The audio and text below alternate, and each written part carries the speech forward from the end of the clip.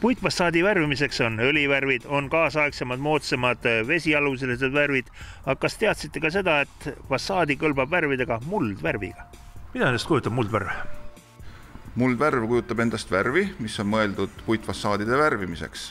Muldvärvi sees on linaõli, raudoksiid, rukkijahu, vesi ja biotsiidid, mis siis takistavad selle värvi hallitamist. Et peale punase tooni on võimalik ka teisi toone saada. On valmis toonidena täiesti olemas valge, must, ookerkollane, hele hall. Ja lisaks on võimalik ka toonida teda.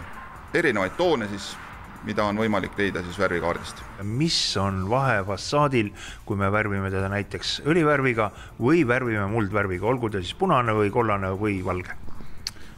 Muldvärvi eripära on see, et ta on hingav ja laseb sellel fassaadil hingata. Muldvärv ei vaja eraldi immutamist ega ka kruntimist, vaid läheb otse puhtal puidule. Ning eelistatavalt siis saetud puit? Muldvärvi puhul kindlasti saetud puit. Ööveldatud lauale muldvärv ei sobi.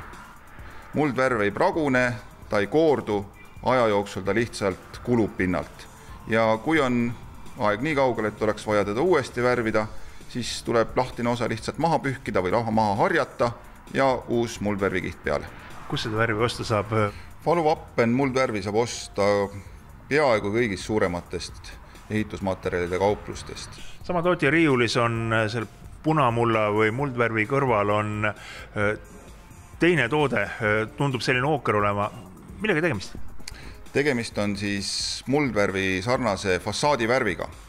Et kui muldvärv on nüüd sobilik ainult saetud voodrilauale, siis fassaadivärv on sobilik ka hööveldatud lauale.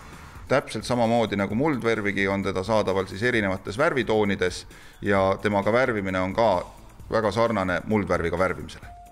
Tahaksin selle muldvärvide teema võtta kokku arutlusega, kui õli- ja akrülaatvärvide remontimise või taasvärvimise puhul kulutame vähemalt 80% ajast pinna ettevalmistamisele ja selle värvi puhul on ainult tolm pühkida, siis on mille üle mõelda.